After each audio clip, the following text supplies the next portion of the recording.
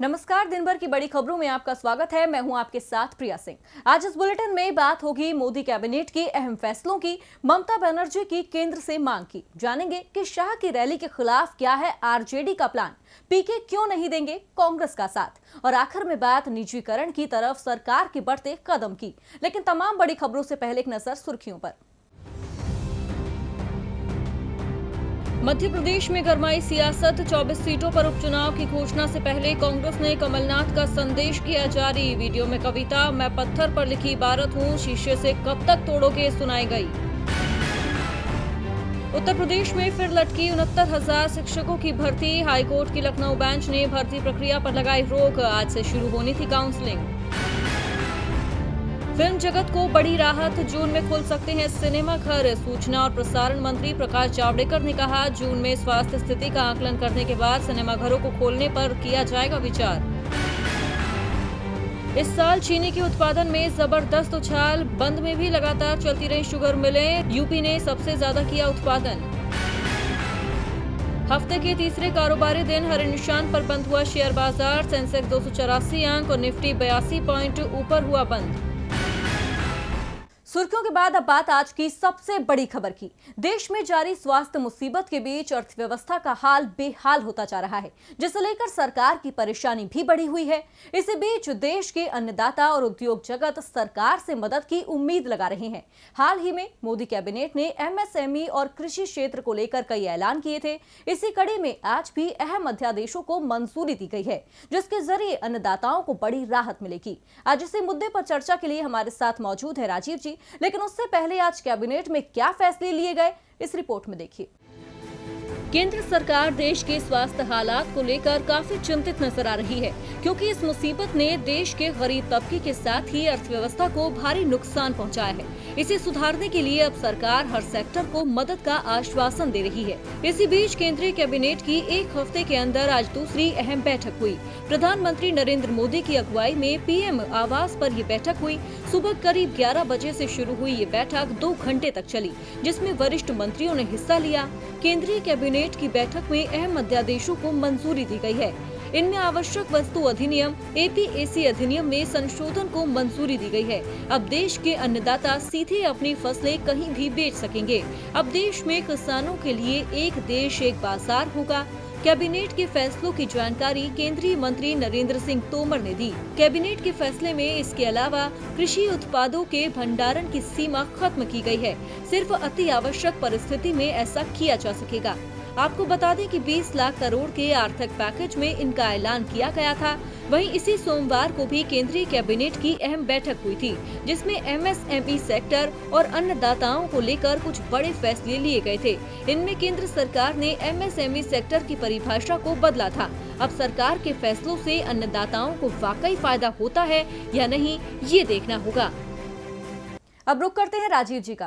राजीव जी, केंद्रीय कैबिनेट ने आज एक बार फिर किसानों की बात करते हुए एक बाजार एक नीति को मंजूरी दे दी है, लेकिन लंबे वक्त से किसान अपनी फसल के उचित दाम मिलने को लेकर सरकार से जो गुहार लगा रहा है, उस तरफ सरकार ध्यान नहीं दे रही है। ऐसे में आज के फैसले को आप किस तरह से देखते हैं?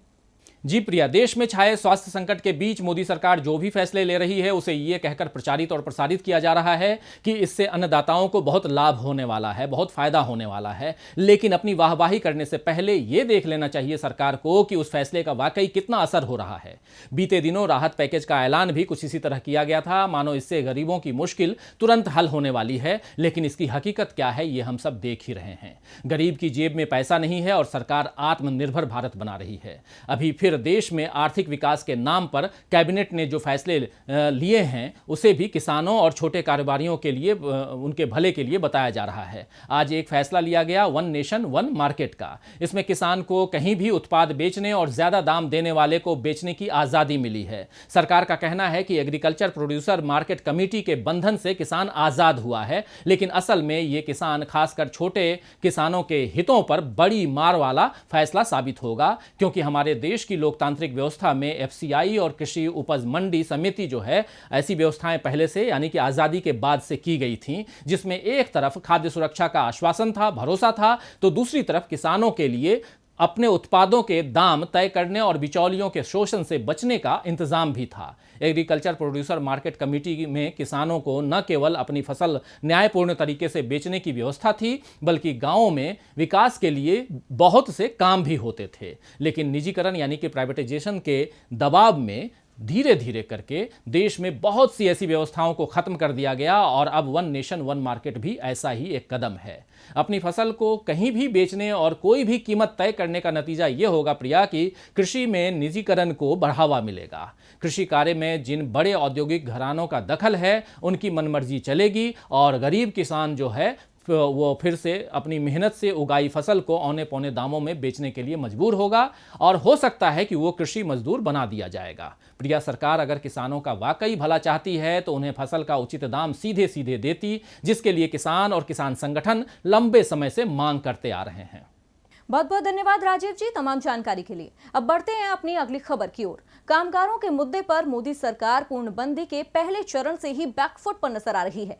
कांग्रेस पार्टी लगातार सरकार से कई बार न्याय योजना लागू कर कामगारों के खाते में हर महीने 7,500 रुपए देने की मांग कर चुकी है, लेकिन मोदी सरकार को कांग्रेस पार्टी का सुझाव पसंद ही नहीं आ रहा है।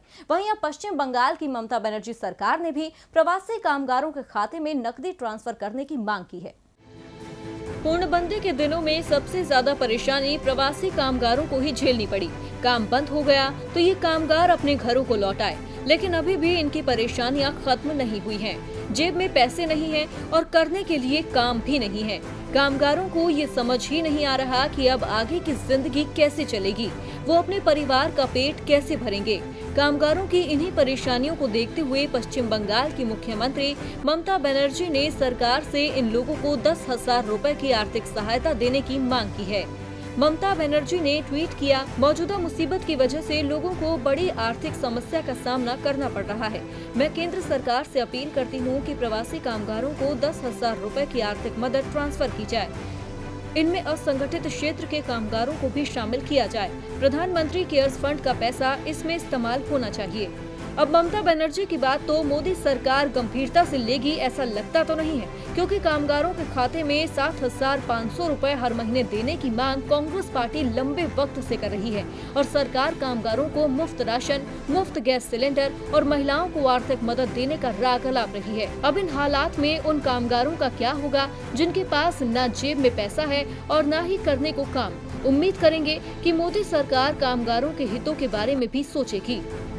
वाकई केंद्र ने कांग्रेस की मांग पर तो गौर करना जरूरी नहीं समझा, लेकिन ममता की गुहार पर अब सरकार क्या जवाब देती है ये देखना होगा।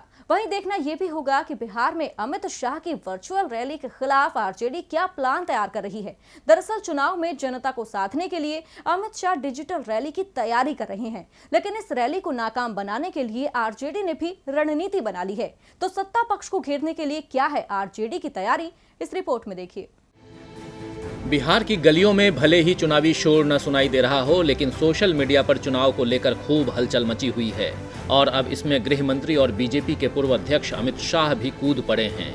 पहले अमित शाह का 9 जून को बिहार में डिजिटल रैली करने का प्लान था, लेकिन अब शाह 9 जून को नहीं बल्कि 7 जून को बिहार में डिजिटल रैली करेंगे। आरजेडी नेता तेजस्वी यादव की माने तो उनकी पार्टी के कार्यक्रम की वजह से डर के कारण पूर्व बीजेपी अध्यक्ष ने अपनी डिजिटल रैली की तारीख में बदलाव किया है।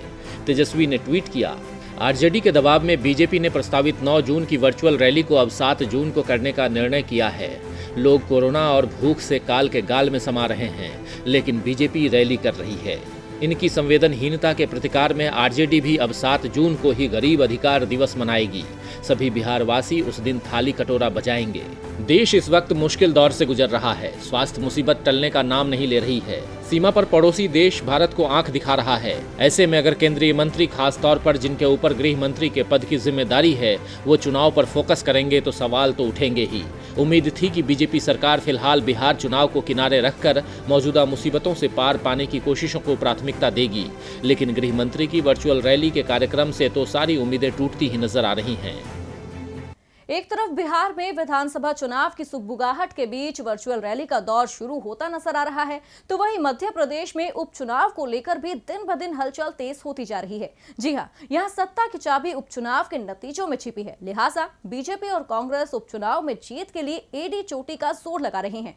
बीजेपी खेमे की ओर से चुनाव जिताने की नैतिक जिम्मेदारी ज्योतिरादित्य सिंधिया के कंधों पर रहेगी। वहीं कांग्रेस की सियासी रणनीतिकार प्रशांत किशोर को अपने पाले में करने की कोशिश नाकाम होती दिख रही है। मध्य प्रदेश में होने वाले उपचुनाव को लेकर बीजेपी कांग्रेस दोनों ही रणनीति बनाने में जुट गई है।